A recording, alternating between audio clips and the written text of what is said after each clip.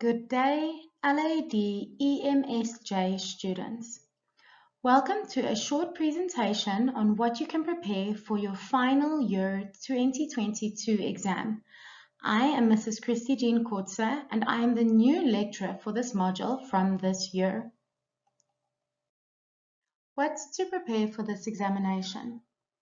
You can look at past papers and they will definitely be helpful to look through, but please keep in mind that I am a new lecturer to this module, so this year's exam papers are likely to look different to any of the previous year's exam papers.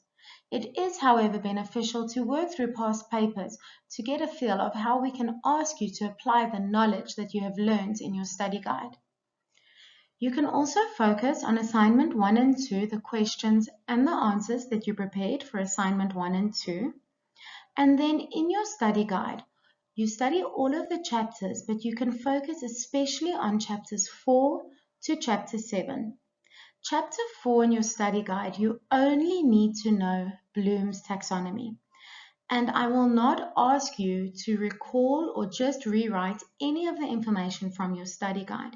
Instead, I'm going to ask you to implement and apply what you have learned in your study guide about Bloom's taxonomy, for example, in chapter 4, or especially the teaching strategies that are found in chapter 5. And I'm going to ask you to implement and apply that knowledge to real classroom situations and content from the CAPS document. Having said that, it's also really important to keep your CAPS document nearby when you write the exam. Make sure that you have either a printed or a downloaded soft copy of the CAPS document, and that at some point you have gone through the CAPS document and know how it works. You are also allowed and encouraged to use other sources during your exam.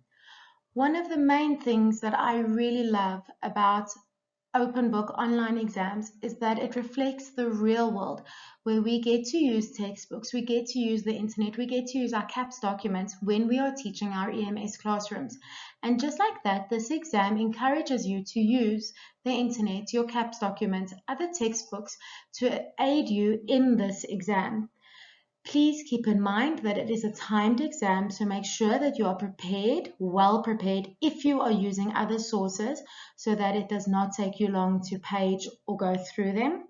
And most importantly, you have to correctly reference every single source you use using the Harvard referencing style.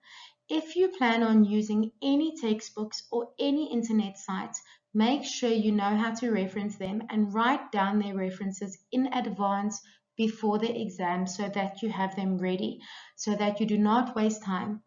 If you plagiarize at all during this exam, you will receive 0.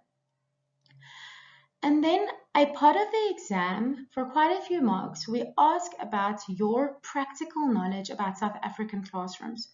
We ask questions that you cannot necessarily prepare for from your study guide, but to test your practical knowledge about the South African classrooms that you gained during your teaching practice. We ask you about good things that you experienced during your teaching practice, challenges that could have been experienced during your teaching practice, challenges in general that are experienced in modern South African classrooms. And what we want to do is try and prepare you for your future classroom by asking you about practical things that you experienced in the classroom.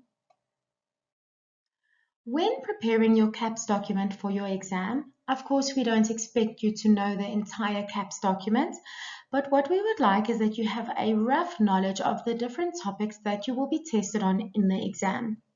Please remember that I said you'll be tested on a variety of teaching and learning strategies and how you will implement them into the EMS curriculum in the CAPS document. The following are the specific topics that we have selected to test you on in your exam. You can then just highlight or make sure you have a rough knowledge of these topics when you're preparing for your exam. The grade 7 curriculum, we test you on all of the content of the economy. You need to be prepared for some or all of the content from terms 1, 3, and 4 under the topic the economy. For grade 8, we test you on some or all of the content of financial literacy from terms 1, 2, 3, and 4. In grade 8, further, we test you on some of the content or all of the content from entrepreneurship that you will find in terms 2, 3, and 4. And in grade 9, the topic of entrepreneurship from terms 2, 3, and 4. Again, you do not need to memorize any of these topics, any of the content for the exam. According to Bloom's taxonomy, at the level that you are at, you don't need to simply just memorize and regurgitate facts onto a paper in an exam. Instead, we want to test the skills and the knowledge that you have gained from this study unit throughout the year by testing your application of what you have learned. Good luck, happy studies, and please let me know if you have any queries. I would like to re-emphasize that you may not plagiarize in your exam or assignments at all.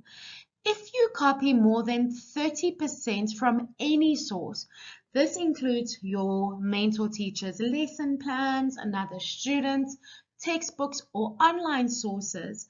If you copy more than 30% directly from any other source, that means that you have plagiarized. And if we find that you have plagiarized in your exam or your assignments, we will give you 0. You will thus fail the exam. And you will also be flagged for a disciplinary hearing where you will stand before the disciplinary committee of the college.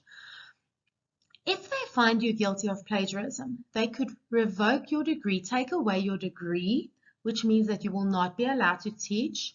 They could put this on your permanent record, which would follow you around when you're applying for jobs.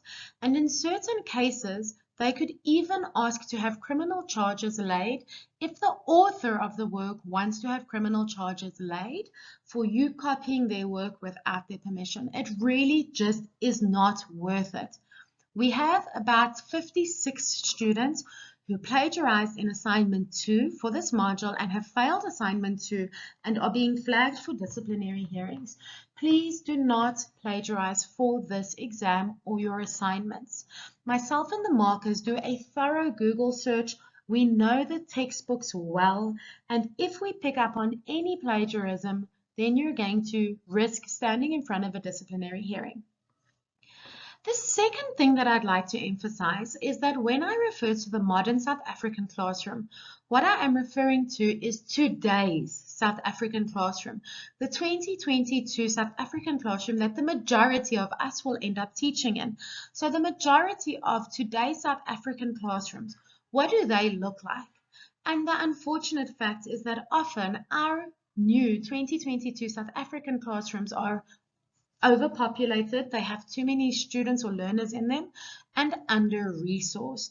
So please keep this in mind when preparing for this section of your exam. Remember, you don't need to use your study guide or your textbook to prepare, but think about this. Do a little bit of research, speak to your mentor teacher, and think about what challenges and successes there are in the modern South African classroom, in today's South African classroom that is overpopulated and under-resourced perhaps, what you can do to try and alleviate these challenges with minimal resources, and also what successes we face in the modern South African classrooms. Please work very hard. Please give of your best. Use your knowledge. Apply your knowledge. Think about your teaching practice. Speak to other teachers. Consult them about how it is in the classroom, and know the topics well, and you will be able to do well in this module. Good luck with your exams.